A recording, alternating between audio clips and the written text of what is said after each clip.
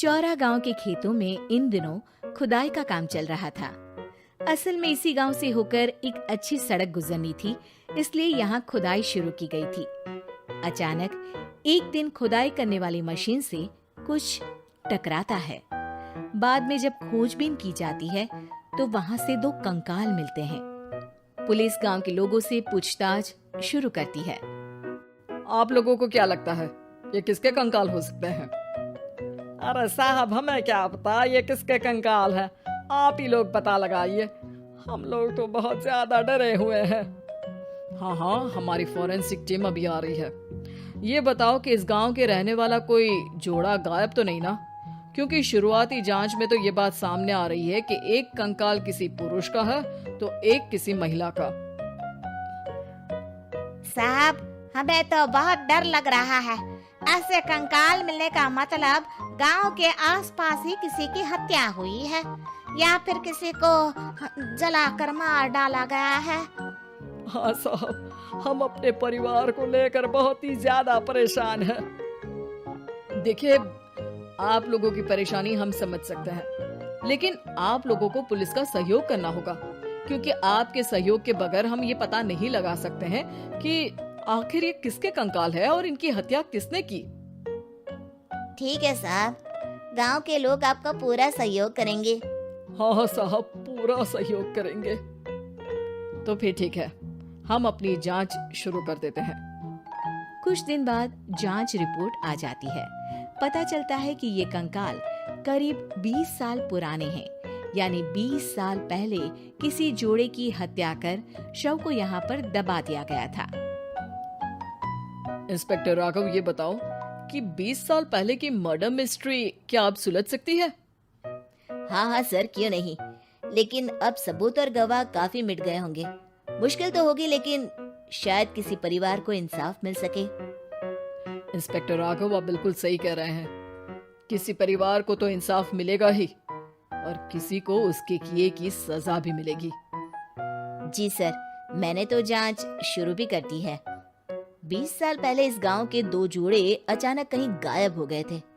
मैंने दोनों ही परिवारों के बाकी के सदस्यों से बातचीत शुरू की तो उन्होंने बताया कि उनके बच्चे शहर गए थे, लेकिन आज तक वापस नहीं लौटे हैं। लेकिन ये दोनों शव किस परिवार के सदस्यों के हैं, ये कैसे पता चल सकेगा? सर, मैंने डीएनए टेस्ट करवा लिया है। आज शाम तक इसकी रिपोर्ट भी आ जाएगी। अच्छा, ठीक है। उसी शाम को सर, डीएनए रिपोर्ट के मुताबिक ये दोनों ही लाशें चौरा गांव के रहने वाले प्रधान सुल्तान सिंह के बेटे और बहू की है। लेकिन इनकी हत्याएं किसने की है, ये कैसे पता लगेगा? इसी का तो पता लगाने की कोशिश में जुटा हूँ सर। आज सुल्तान सिंह से मिलने भी जा रहा हूँ। मेरा बेटा और बहू तो मेरे लिए सिर्फ यादों में ही रह गए थे। हमें उनकी लाशें तक नहीं मिल सकी थी। आज 20 साल बाद उनके कंकाल मिले हैं। मैं अब किसके लिए जीऊं?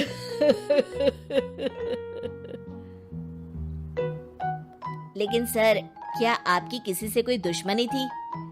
अपने बेटे बहू की हत्या के लिए आप किसे जिम्मेदार मान रहे हैं? अब मैं किसका नाम बोलूं? मेरी तो किसी से दुश्मनी नहीं थी, बस मेरे बेटे बहू को कोई वापस ला पाता।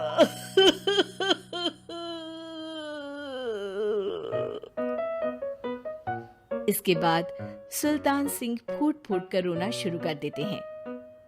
सर, अब आप इनका अंतिम संस्कार करवा सकते हैं। कम से कम इनका शरीर ना सही, इनका कंकाल तो आपको मिला है। लेकिन हाँ, अगर आपको कुछ भी याद आए तो जरूर बताइएगा। मेरी तो बेटा अब उम्र हो गई है, लेकिन मेरे बेटे और बहू के हत्यारों का जरूर पता लगाइएगा, क्योंकि जब तक हत्यारे पकड़े नहीं जाएंगे मेरा मन नहीं मानेगा। सर, हमारी पूरी कोशिश रहेगी हत्यारे को पकड़ने की। लेकिन एक बात बताइए, उस वक्त आपको किस पर शक गया था? उस वक्त मेरे एक ड्राइवर को पकड़ा गया था, लेकिन सबूतों के अभाव में उसे छोड़ दिया गया था। अच्छा, और ड्राइवर पर कैसे शक हुआ था? क्योंकि उस दिन ड्राइवर छुट्टी पर था। उस समय लेकिन लाश क्यों नहीं मिल सकी थी? उस वक्त पुलिस ने बहुत कोशिश की थी, लेकिन दोनों की डेड बॉडी नहीं मिल सकी थी। ठीक है, हमारी तफ्तीश चल रही है, मैं फिर आऊंगा। इसके बाद इंस्पेक्टर वहां से चला जाता है और सुल्तान सिंह अपने बेटे और बहू की याद में खो जाते हैं। कुछ दिन बाद सुल्तान सर, एक बात बताइए, जब आपके बेटे बहू की हत्या हुई थी, उसी के आसपास आपके ही गांव का रहने वाला एक और जोड़ा उसी वक्त गायब हो गया था ना? हाँ सर, अलका और अभिषेक, वो भी मेरे बच्चों जैसे ही थे। तो फिर वो कहाँ है? उनका भी आज तक पता नहीं चल सका, लेकिन बताते हैं कि कुछ साल पहले अभिषेक को गांव के ही किसी आदमी ने मुंबई में देखा था, लेकिन फिर वो गायब हो गया। यानी अभिषेक और अलका की हत्या नहीं हुई थी, बल्कि उन्होंने किसी वजह से खुद ही गांव छोड़ दिया था। हाँ, हो सकता है, क्योंकि अभिषेक मेरे बेटे संतोष का अच्छा दोस्त था और उसका मेरे घर भी आना जाना लगा रहता था। हो सकता है कि उसने मेरे बेटे और बहू के बारे में सुन लिया हो और ये गांव छोड़ दिया हो सकता है। उनके परिवार का कोई अब नहीं रहता क्या इस गांव में? अब तो कोई नहीं रहता। एक चाचा थे, लेकिन उन्होंने भी अपना पुश्तैनी मकान बेच दिया है। वो भी अब कहीं शहर में ही बस गए हैं। ओह, अभिषेक और अलका के बारे में भी पता लगाना होगा। हो सकता है कि वही इस हत्या के बारे में कुछ बता सके। हो तो सकता है, लेकिन वो बेचारे तो खुद ही वक्त के मारे थे, वो क्या बताएंगे।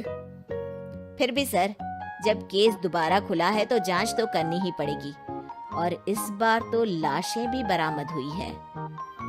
कुछ दिन तक लगातार तफ्तीश चलती रही। एक दिन थाने से सुल्तान सिंह को फोन आता है। हाँ, कौन बोल रहा है? सर, मैं कांस्टेबल तुलाराम बोल रहा हूँ थाने से। आपको थाने आना पड़ेगा। थाने? लेकिन क्यों? सर, किसी की पहचान करवानी है।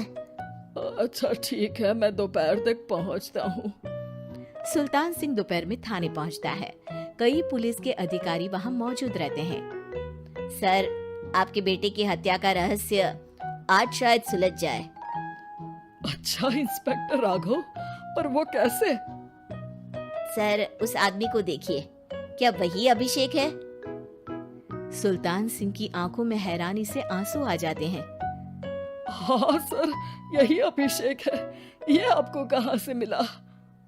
सिर्फ अभिषेक ही नहीं, बल्कि इसकी पत्नी अलका भी इसके साथ है।